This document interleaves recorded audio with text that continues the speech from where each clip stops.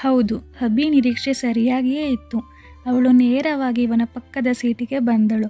ಅವಳು ತನ್ನ ಬ್ಯಾಗನ್ನು ಮೇಲೆ ಇಡಲು ಪ್ರಯತ್ನಿಸುತ್ತಿದ್ದಳು. ಅಲ್ಲಿ ಆಗಲೇ ಅಭಿ ತನ್ನ ಬ್ಯಾಗನ್ನು ಇಟ್ಟಿದ್ದರಿಂದ ಇವಳಿಗೆ ತನ್ನ ಬ್ಯಾಗನ್ನು ಇಡಲು ಸ್ವಲ್ಪ ಕಷ್ಟವಾಗುತ್ತಿತ್ತು. ಅಭಿ ಸಹಾಯ ಮಾಡಲು ಮುಂದಾಗಲೇ ಅಥವಾ ಬೇಡವಾ, ಸಹಾಯ ಮಾಡಿದರೆ ಏನೆಂದುಕೊಳ್ಳುವಳೋ ಎಂದು ಯೋಚಿಸುತ್ತಿರುವಾಗಲೇ ಅವಳೇ ಕೇಳಿದಳು, ನಿಮ್ಮ ಬ್ಯಾಗನ್ನು ಸ್ವಲ್ಪ ಸರಿಸುತ್ತೀರಾ ಎಂದು. ಅಭಿ ತನ್ನ ಬ್ಯಾಗನ್ನು ಸರಿಸಿ ಅವಳ ಬ್ಯಾಗನ್ನು ತೆಗೆದುಕೊಂಡು ಇಟ್ಟನು. ಅವಳು ಥ್ಯಾಂಕ್ಸ್ ಎಂದು ಹೇಳಿ ಒಂದು ಮುಗುಳು ನಗೆಯನ್ನು ಬೀರಿದಳು. ಅಭಿಯ ತಿಳಿ ನೀರಿನಂಥ ಮನಸ್ಸಿನಲ್ಲಿ ಒಂದು ದೊಡ್ಡ ಕಲ್ಲು ಬಿದ್ದಂತೆ ಇತ್ತು ಆ ಮುಗುಳು ನಗೆಯು.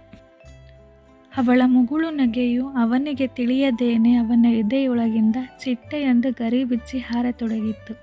ರಾತ್ರಿಯ ಸಮಯ ಅವನಿಗೆ ಅವಳ ಮುಖ ಚಂದ್ರನನ್ನು ಮೀರಿಸುವಂತೆ ಹೊಳೆಯುತ್ತಿರುವಂತೆ ಅವನಿಗೆ ಭಾಸವಾಗತೊಡಗಿತು. ಬಸ್ ಹೊರಡಲು ತಯಾರಾಗಿತ್ತು.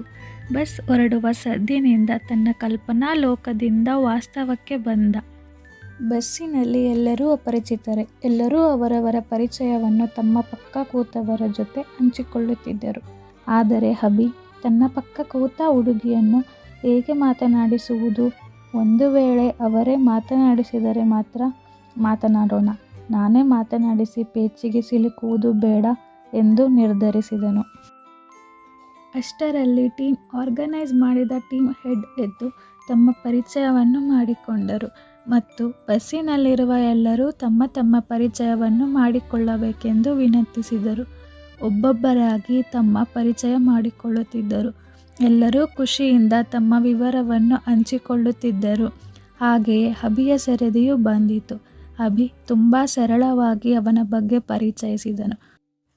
ನನ್ನ ಹೆಸರು ಅಭಿ, ಬೆಂಗಳೂರಿನ ಒಂದು ಕಾಲೇಜಿನಲ್ಲಿ 2ನೇ ವರ್ಷದ ಇಂಜಿನಿಯರಿಂಗ್ನಲ್ಲಿ ಓದುತ್ತಿದ್ದೇನೆ ಎಂದು ಅಷ್ಟೇ ಹೇಳಿ ಬಂದನು. ನಂತರ ಅವನ ಪಕ್ಕದ ಹುಡುಗಿಯ ಸರದಿ ಬಂದಿತು. ಅವಳು ಅಷ್ಟೇ ನಾಜೂಕಾಗಿ, ನಾನು ಅನುಷಾ, ನಾನು ಕೂಡ ಬೆಂಗಳೂರಿನ ಒಂದು ಕಾಲೇಜಿನಲ್ಲಿ ಪ್ರಥಮ ವರ್ಷದ ಇಂಜಿನಿಯರಿಂಗ್ ಮಾಡುತ್ತಿದ್ದೇನೆ ಎಂದು ಪರಿಚಯಿಸಿ ಬಂದಳು. ಅಭಿ ಕೊನೆಗೂ ಅವಳ ಹೆಸರು ಗೊತ್ತಾಯಿತು ಎಂದು ಮನದಲ್ಲೇ ಖುಷಿಪಟ್ಟನು. ಆದರೆ ಹೆಚ್ಚು ಅವಳ ಕಡೆ ನೋಡದೆ ತನ್ನ ಪಾಡಿಗೆ ಕಿಟಕಿಯ ಹೊರಗೆ ನೋಡುತ್ತಾ ಕುಳಿತನು.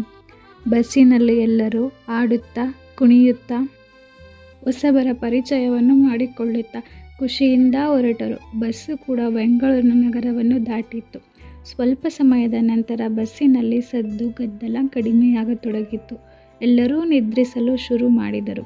ಅಭಿ ಕೂಡ ಕಣ್ಣು ಮುಚ್ಚಿ ನಿದ್ರಿಸಲು ಪ್ರಯತ್ನಿಸುತ್ತಿದ್ದ. ಆಗ ಅವನಿಗೆ ತನ್ನ ಪಕ್ಕದಲ್ಲಿ ಯಾರೋ ಎಕ್ಸ್ಕ್ಯೂಸ್ ಮೀ ಎಂದು ಕರೆದ ಹಾಗಾಯಿತು. ಅವನು ಕಣ್ಣು ತೆರೆದು ನೋಡಿದನು. ಅನುಷಾ, ನನಗೆ ಸ್ವಲ್ಪ ತಲೆ ಸುತ್ತಿದ ಹಾಗೆ ಅನಿಸುತ್ತಿದೆ. ನೀವು ಏನೂ ಅಂದುಕೊಳ್ಳದಿದ್ದರೆ ನನಗೆ ಸ್ವಲ್ಪ ಕಿಟಕಿ ಹತ್ತಿರ ಜಾಗ ಬಿಡಬಹುದೇ ಎಂದು ಕೇಳಿದಳು. ಅಷ್ಟು ಸುಂದರವಾದ ಹುಡುಗಿ, ಅವಳೇ ಅವರನ್ನು ಮಾತನಾಡಿಸಿ ಜಾಗ ಕೇಳಿದಾಗ ಇಲ್ಲ ಎಂದು ಹೇಳುವುದು ಹೇಗೆ? ಖಂಡಿತ ಬನ್ನಿ ಎಂದು ಹೇಳಿದನು. ಅನುಷಾ ಮತ್ತೊಮ್ಮೆ ಥ್ಯಾಂಕ್ ಯು ಎಂದು ಮುಗುಳುನಗೆ ಬೀರುತ್ತಾ ತಮ್ಮ ಸೀಟನ್ನು ಬದಲಾಯಿಸಿಕೊಂಡರು.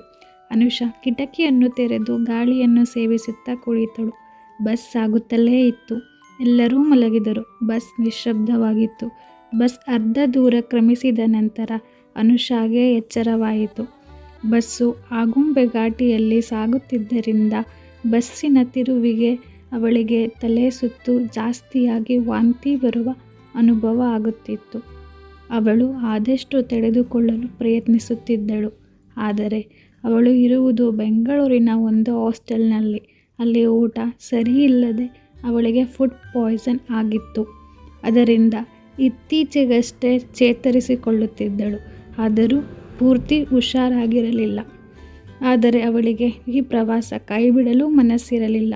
ಆದ್ದರಿಂದ ಪ್ರವಾಸಕ್ಕೆ ಬರಲು ನಿರ್ಧರಿಸಿದಳು. ಬಸ್ಸು ಘಾಟಿಯನ್ನು ಸುತ್ತುತ್ತಿದ್ದಂತೆ ಅವಳಿಗೆ ತಡೆಯಲಾಗದ ವಾಂತಿಯನ್ನು ಮಾಡಿಬಿಟ್ಟಳು. ಅಭಿ ತನ್ನ ಬ್ಯಾಗಿನಿಂದ ನೀರನ್ನು ಮತ್ತು ಕರ್ಚೀಫನ್ನು ತೆಗೆದುಕೊಟ್ಟನು. ಅನುಷಾ ಕಿಟಕಿಯಿಂದ ಹೊರಗೆ ವಾಂತಿ ಮಾಡುತ್ತಿದ್ದಳು. ಅಭಿ ಬಸ್ ನಿಲ್ಲಿಸಲು ಡ್ರೈವರ್ ಹತ್ತಿರ ಹೋಗಿ ಕೇಳಿದ. ಡ್ರೈವರ್, ಇದು ಕಾಡು ದಾರಿ, ಇಲ್ಲಿ ಮಧ್ಯರಾತ್ರಿ ಬಸ್ ನಿಲ್ಲಿಸುವುದು ಅಪಾಯ. ಬಸ್ ನಿಲ್ಲಿಸಲಾಗುವುದಿಲ್ಲ, ಕಿಟಕಿಯಲ್ಲಿ ಮಾಡಿ ಎಂದು ಹೇಳಿದ. ಅನುಷಾ ಬಸ್ಸಿಗೆ ಬರುವ ಮುಂಚೆ ಕೇವಲ ಜ್ಯೂಸ್ ಕುಡಿದಿದ್ದರಿಂದ ಜ್ಯೂಸ್ ಅಷ್ಟೇ ವಾಂತಿ ಮಾಡಿ ನೀರಿನಿಂದ ಬಾಯನ್ನು ತೊಳೆದುಕೊಂಡು ಕಣ್ಣು ಮುಚ್ಚಿ ಮಲಗಿದಳು. ಅಭಿ ಕೂಡ ಅವನ ಪಕ್ಕದಲ್ಲಿ ಕುಳಿತಿದ್ದ.